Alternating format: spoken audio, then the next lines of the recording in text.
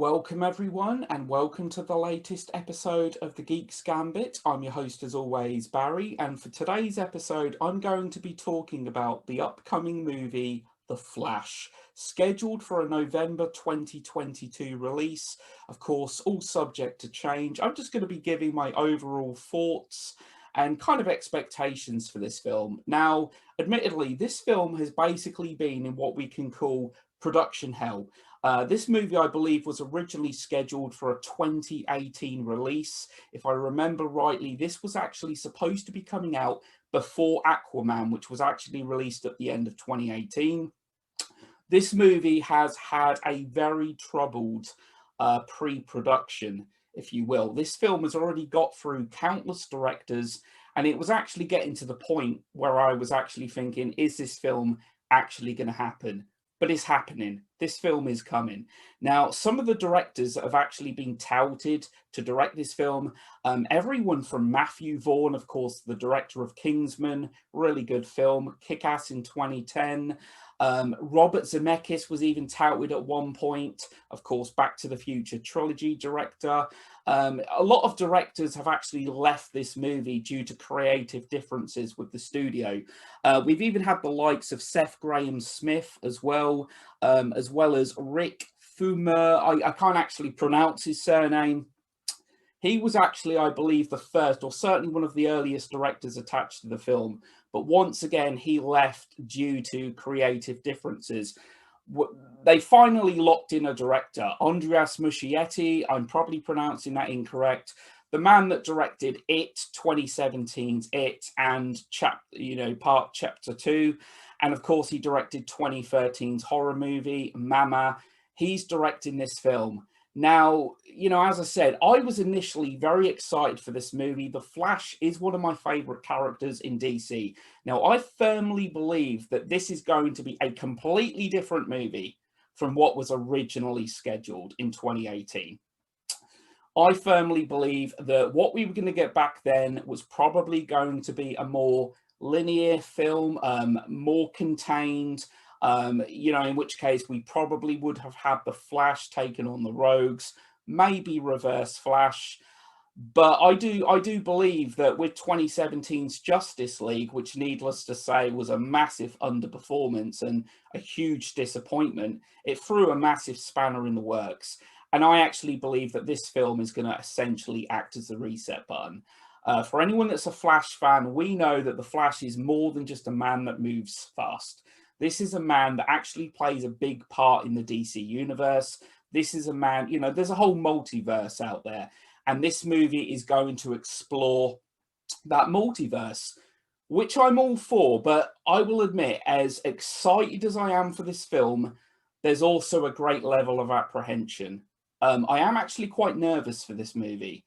Now, I'm all for the multiverse. The problem I have is that I really feel like certain actors haven't cemented themselves. Now, I realise that originally there were talks of this being a Flashpoint film. Now, the Flashpoint is probably the greatest Flash story ever told. The animated movie was excellent, one of DC's best animated features. Now, to tackle such a huge storyline like this, you really need to build your universe beforehand. Each actor really has to kind of cement themselves in the roles that they're playing. And to tackle a storyline like Flashpoint, I do firmly believe you need a really established universe beforehand.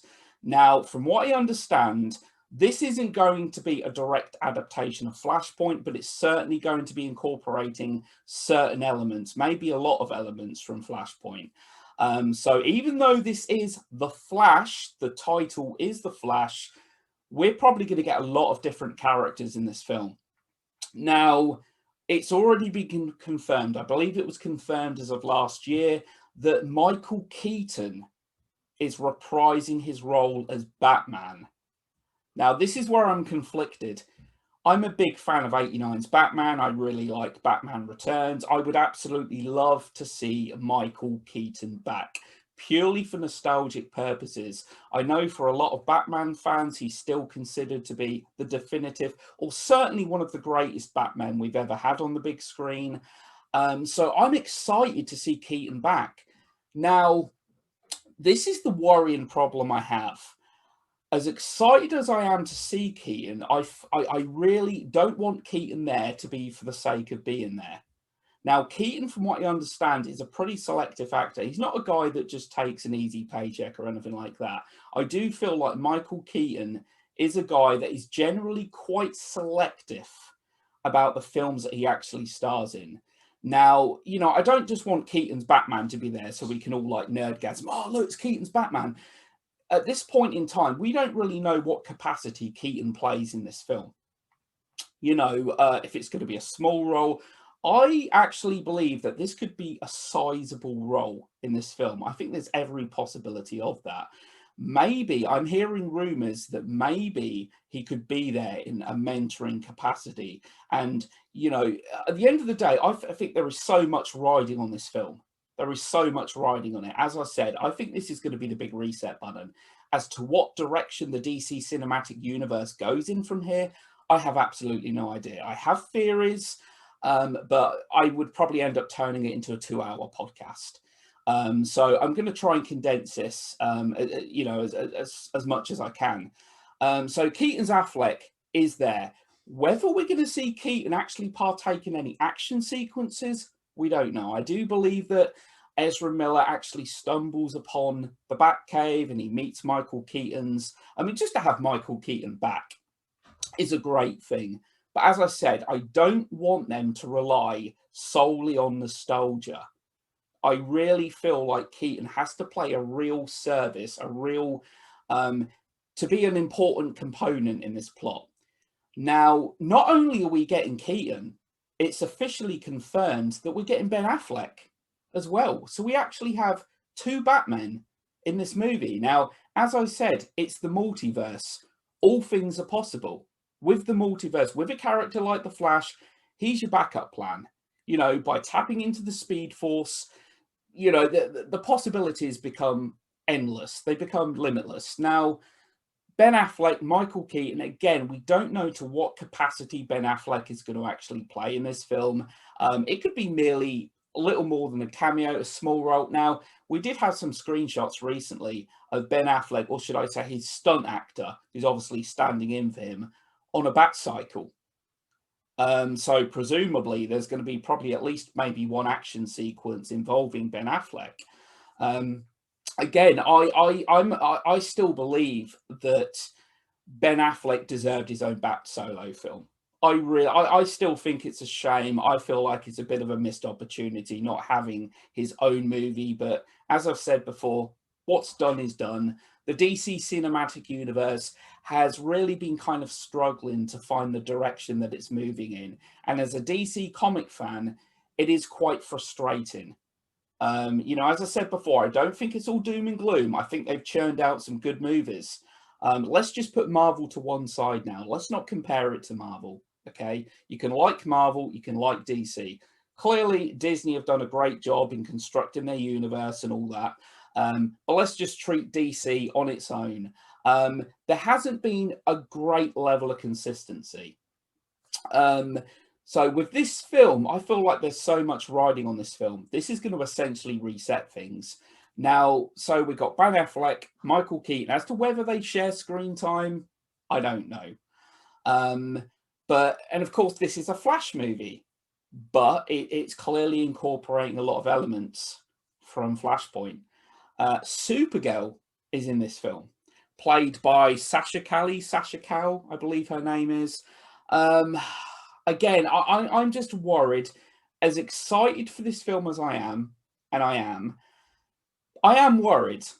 I am worried because if this film is not handled and executed correctly, this film could end up as a completely and utterly incohesive mess. Now, with this film, the problem I have, I feel like it's going to run the risk of becoming bloated. As I said, if we'd had an already established cinematic universe that was building towards this, maybe I'd be a little less worried, a little less apprehensive. But the fact that you've got Supergirl in there as well, I just feel like this film could become bloated. But as I said, I think this film is going to be a very different movie from the original Flash film that they wanted. You know, they've basically had to take a step back, Warner Brothers have, reassess things and said, look, we've tried this DC cinematic universe. It hasn't quite gone according to plan.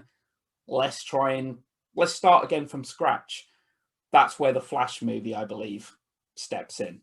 I believe that's the part that this movie is going to play. But as to where it goes from here, I've got no idea. Because, you know, Henry Cavill is Superman. Well, you know, whether we ever see him as Superman again, who knows? I thought Man of Steel 2 was a dead cert. When Man of Steel came out in 2013, you know, I thought it was a really good film, you know. But look at it. I mean, it's been coming up to 10 years, sorry, since Man of Steel was released. And as the years have gone on, it's just looked less and less likely. We may never even see Cavill back as Superman, which again, I think is a huge shame. They've already got an actor that's cemented himself in that role. Superman is more than worthy of having his own movie. But we've got Supergirl in this film, but no announcement of Superman. Again, it's kind of... It is kind of frustrating because, you know, if I was Cavill, I'd be sit there thinking, I'm Superman. Why can't they actually do anything with me? Why can't they find something for me to do? You know, even if Superman shows up in Black Adam, which I think is a possibility. I certainly think there is a possibility of that. Superman is a character that shouldn't just be relegated to small parts or, you know, cameos or, you know, this is a character that needs his own film.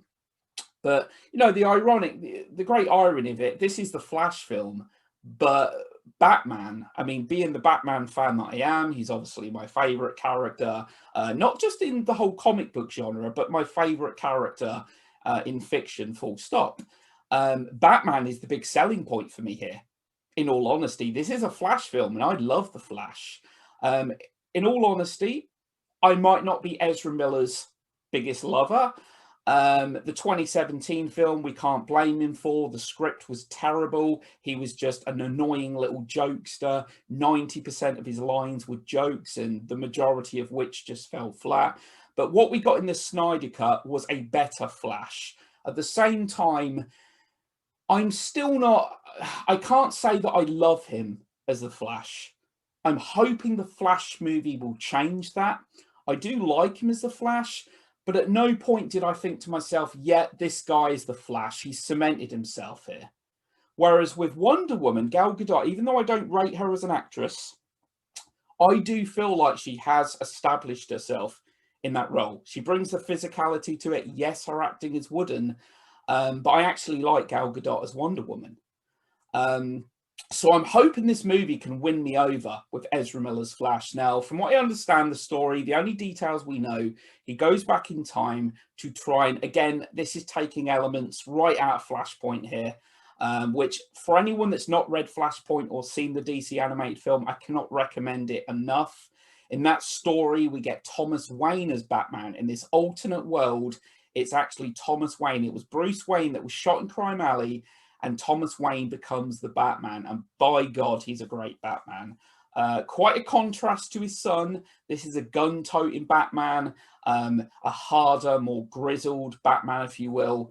But yeah, Barry Allen, getting back to the story, Barry Allen goes back in time to try and prevent the death of his mother.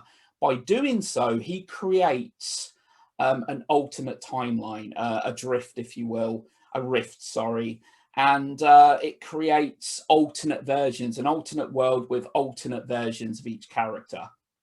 You know, in Flashpoint, we get this storyline of Gal Gadot and, of Wonder Woman and Aquaman at battle. The Atlanteans are taking on the Amazons. And, you know, we get this big epic storyline. Now, as soon as they announced that this was going to be a Flashpoint film, I'm thinking...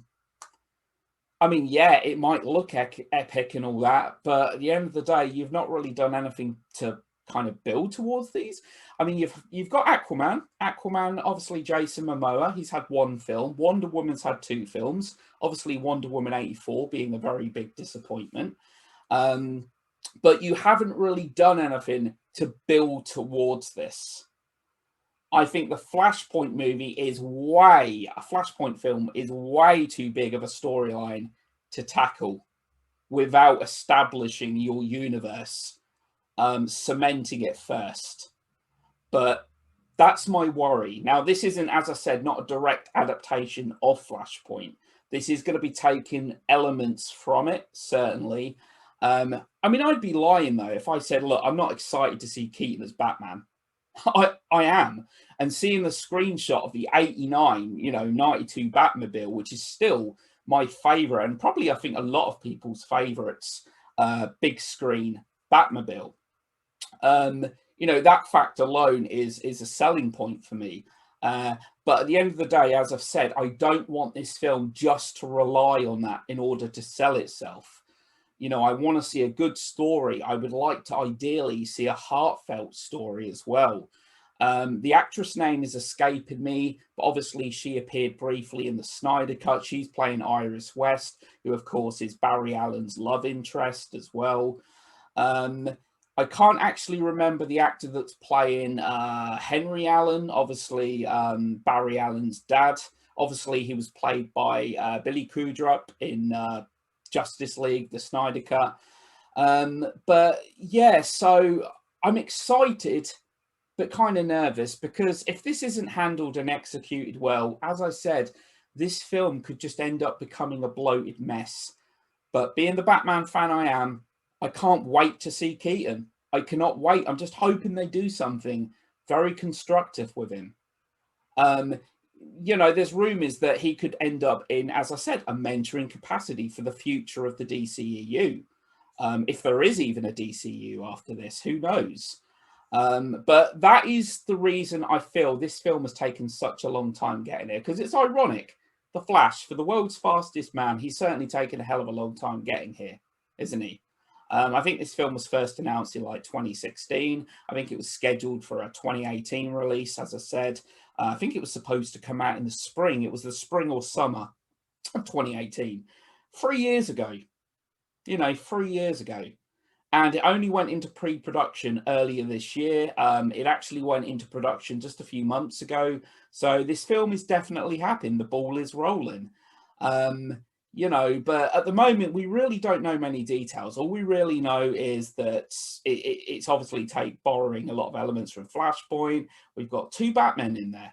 2 Batmen. Now, I don't know if these 2 guys will actually share screen time. But again, I'm kind of excited to see Ben Affleck's Batman in there.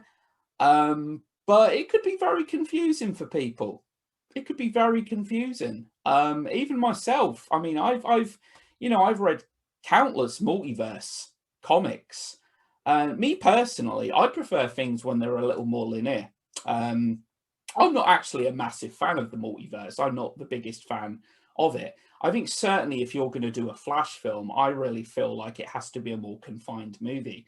Have him take on the rogues, as I said before, maybe Reverse Flash, but to be tackling a big story like this for the Flash's first film tells me they're kind of worrying. It tells me that they want to get things back to scratch. They want to change this. They want to reset this cinematic universe. That's basically what it's telling me. I think Muschietti is a perfectly fine director, in all honesty. I did like 2017 It. I kind of get the hatred for the second part. I didn't mind the second part. I think what really ruined it for me at certain moments was the use of CG. It's too much of this, Pennywise running to the camera and all that. The 2 films certainly have their moments, I feel, but I think them films were actually creepier when the horror was far more subdued. When Pennywise is sitting there and interacting with a child, there's something quite creepy about that. But it just became too much for CG fest at times. But all in all, I liked it. I thought Mama was an okay film as well. Again, CG and whatnot. But, I know it was produced by, I believe it was Guillermo del Toro, obviously based on a short horror film as well. But it was a horror film that had some heart there. There was actually a level of emotional depth to that film as well. So Muschietti, I'm not like his biggest fan or anything like that. I think he's a capable director, certainly. I do believe Jordan Peele and Sam Raimi were even considered for this film. At least that's what I've read. I don't know as to how true that is. But of course, Sam Raimi is actually set to direct the upcoming. I think there were scheduling conflicts with some of these directors as well. I think Sam Raimi was actually a scheduling conflict. But yeah, of course, he's returning to the whole comic book genre with Doctor Strange 2, which is coming out.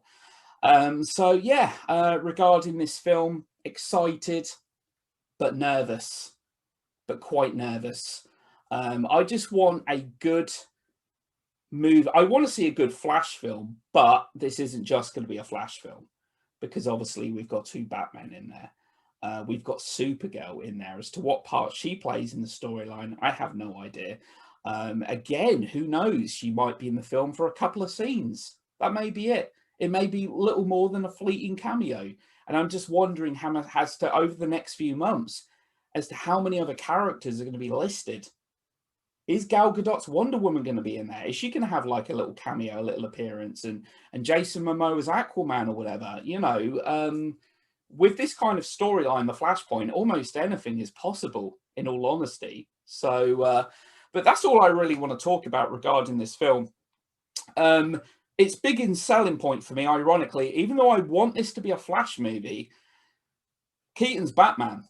Keaton is still my personal favorite Batman. Actually followed by Ben Affleck. I know that causes a lot of controversy, but I liked Ben Affleck as Batman. I just think it's a real shame that he didn't really get the best material with which to work with. Bale did. Bale got a good trilogy. He's certainly got two great films in Batman Begins and The Dark Knight. Affleck never really had a great film. I mean, you could say the Snyder Cut, which, as I've said before, is my personal favourite film in the DCEU, but he never had a solo movie. Ben Affleck never had a solo film as Batman, and I think that's a shame. But yeah, that's all I really want to talk about today concerning The Flash. I will do another podcast in the future, an episode, when we actually find out more details regarding this film, and obviously when we do get a trailer, which isn't going to be until probably at least spring to summertime next year. So but yeah, thanks a lot to everyone that listened, and if you've liked what you've heard, please feel free to subscribe to my channel. All support's massively appreciated, and take care, and I'll be back again soon.